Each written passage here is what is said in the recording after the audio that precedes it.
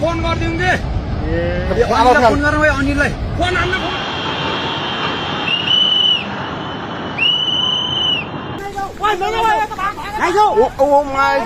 क्या लगता है आपको नेपाल में आई ये बाढ़ सिर्फ एक फ्लैश फ्लड थी? क्योंकि अगर ऐसा सोच रहे हैं तो जरा ठहरिए।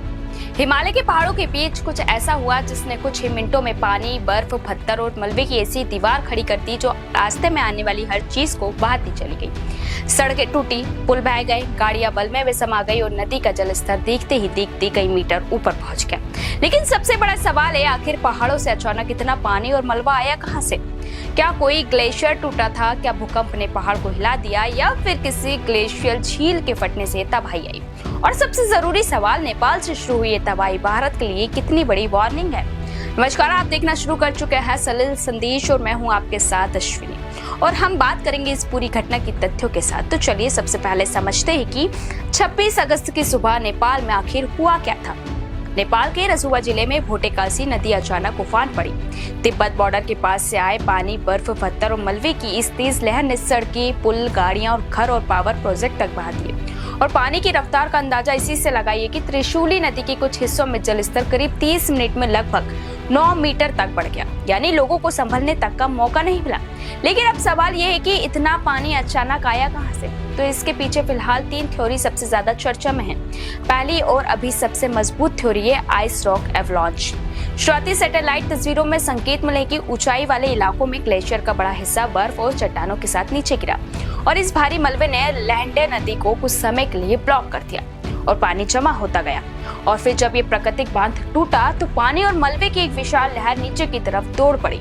वहीं दूसरी थ्योरी है भूकंप की। बाढ़ से कुछ मिनट पहले करीब 4.4 तीव्रता का भूकंप रिकॉर्ड हुआ था और आशंका जताई गई थी कि इस झटके ने पहले से अस्थिर पहाड़ी हिस्से को हिला दिया हो और उसके बाद एवलांच या लैंडस्लाइड हुआ हो। हालांकि इस कड़ी की अभी वैज्ञानिक पुष्टि की जानी बाकी है। और तीसरी थ्योरी है क्लासिकल लेक आउटबर्स्ट फ्लड यानी GLOF, मतलब पहाड़ों में बनी ग्लेशियल झील का अचानक फटना और भारी मात्रा में पानी नीचे की तरफ आ जाना। हालांकि अभी तक उपलब्ध सैटेलाइट विश्लेषण सीधे तौर पर GLOF की पुष्टि नहीं करता।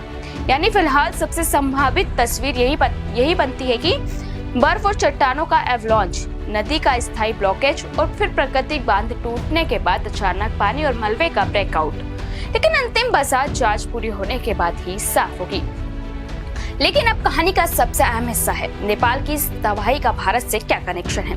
क्योंकि नेपाल की ये नदियां आगे चलकर भारत की नदी प्रणालियों में से जुड़ती हैं। भोटे, कोसी और आगे त्रिशूली नदी सिस्टम से जुड़ती हैं और पानी का बड़ा हिस्सा आगे नारायणी गंडक सिस्टम के जरिए भारत की तरफ आता है। और यही वजह है कि नेपाल में आई इस तबाही के बाद बिहार और उत्तर प्रदेश में भी अलर्ट बढ़ाया गया है। बिहार में गंडक नदी के किनारे कई इलाकों पर नजर रखी जा रही है और राहत बचाव एजेंसियों को भी अलर्ट मोड पर रखा गया है। मतलब साफ है कि हिमालय में शुरू हुई एक आपदा का असर सैकड़ों किलोमीटर दूर भारत के मैदानी इलाकों तक पहुंच सकता है। और सबसे डराने वाली बात यह है कि ऐसी फ्लैश फ्लड में लोगों को तैयारी का समय बेहद कम मिलता है, क्योंकि खतरा सिर्फ आसमान से बरसने वाली बारिश का नहीं है।